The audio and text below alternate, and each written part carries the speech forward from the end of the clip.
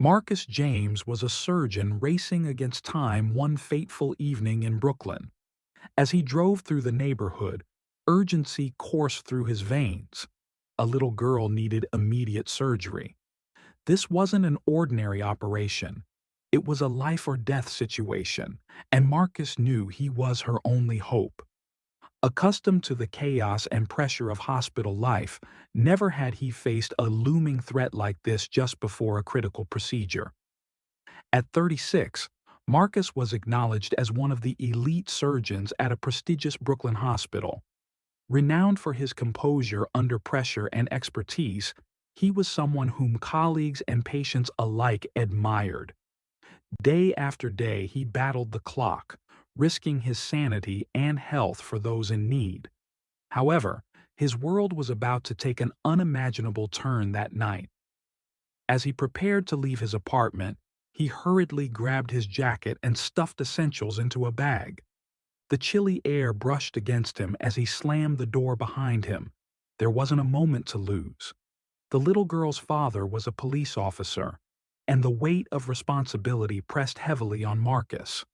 Once he fired up his car, he hoped for clear streets, fully aware that any delay could cost the girl her life. However, fate had something different in store. As Marcus navigated through familiar streets, two squad cars suddenly appeared from a side street, swiftly blocking his path with sirens blaring and lights flashing. Panic surged through him as he spotted the colorful lights flickering in the rearview mirror. He instinctively slammed on the brakes and pulled over, knowing that being stopped by police was not new to him. Having faced similar situations before, especially driving a higher-end vehicle in predominantly white neighborhoods, he was no stranger to traffic stops.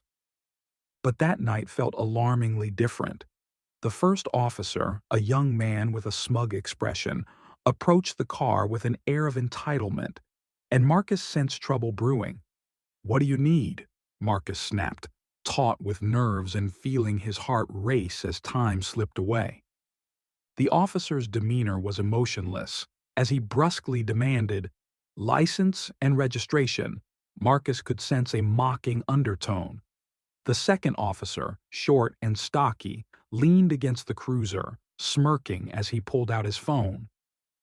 Marcus noticed the way the second officer's fingers twitched, like he was preparing to capture the entire encounter on video. Taking a deep breath, Marcus reached for his identification, his hands trembling. He was all too aware of the clock ticking down. Each second here was a moment lost in the hospital. Before he could hand over the paperwork, the second cop interrupted, taunting, "Hey man, we saw you hit the gas back there. What's up with that? Running away from something?" He pointed his phone directly at Marcus with a grin that intensified Marcus's anxiety. "I'm in a rush. I need to get to the hospital," Marcus insisted, frustration building. "There's a little girl who needs surgery. Her life is on the line." The young officer leaned closer, his voice mocking. "Oh, really? What are you going to do? Operate right here? Or just plan to bail?" The sardonic tone made Marcus's stomach churn. He realized the stakes were even higher. Every moment they spent here was a moment that little girl was in danger. "I'm a surgeon," he reiterated, focusing on the urgency. "I'm trying to save her life." Instead of a response, the officer smirked. "Well, you sure seem more nervous than a surgeon should. Think you're just gonna drive off?" He signaled to his partner, still recording the showdown. Desperation swelled within Marcus, and in a final appeal he shouted, "Laws are for everyone, not just you and your family." Yet the officers remained unmoved, their taunts escalating as the situation became increasingly unbearable. Without warning, the second officer yanked the door open and roughly pulled Marcus out. "What the hell are you doing?" Marcus exclaimed, disbelief flooding his voice. "You're under arrest," the officer barked, cuffs snapping onto Marcus's wrists, the cold metal biting into his skin. The camera kept rolling, capturing the humiliation of a man who was desperately trying to save a life. "You think you're special? You're just another black guy in a fancy car," the first officer sneered, an infuriating grin plastered across his face. Despite the rage bubbling within him, Marcus felt utterly powerless, his protests falling flat in the face of their mockery. Reality set in. This wasn't just a bad situation, it was part of a larger narrative that sought to diminish his worth and purpose. Sirens wailed in the distance, and the cold night air seeped through the fabric of his clothes, a chilling reminder of the child's life hanging in the balance. He wanted to scream, but he stood there, locked in silence, a victim of circumstance. Sitting alone in a holding cell, Marcus struggled to make sense of the surreal nightmare. The stark gray walls loomed over him, the air thick with the scent of sweat and stale beer. He felt lost, trapped in a scenario he never envisioned. He had always thought that if he faced something dire, it would be due to medical complications, not this senseless humiliation.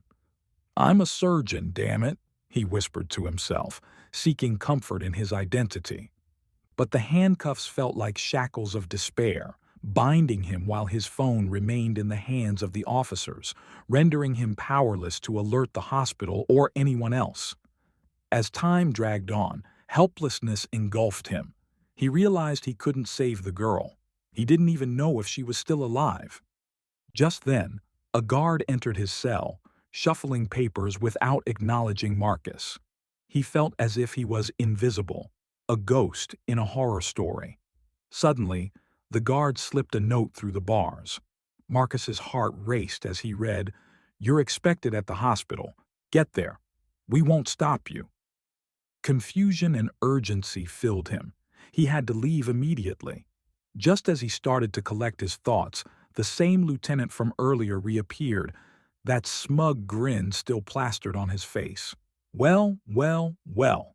You thought you were a hero, huh?" he taunted. "You're just another guy who thinks he's above the law." Marcus felt a mix of disbelief and anger as the officer, who was supposed to protect him, instead belittled him. "You think you're above it all?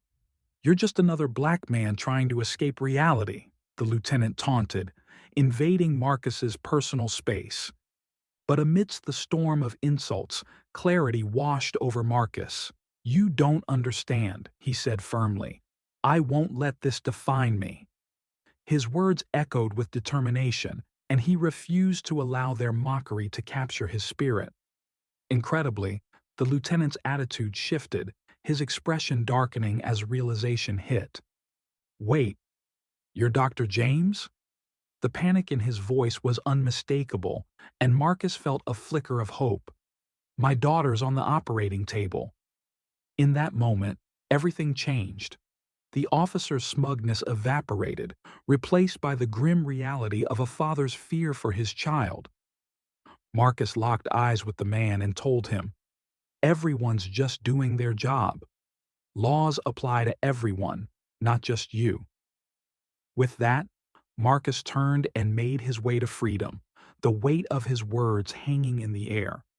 He had faced down humiliation and demanded respect. He would not be diminished further.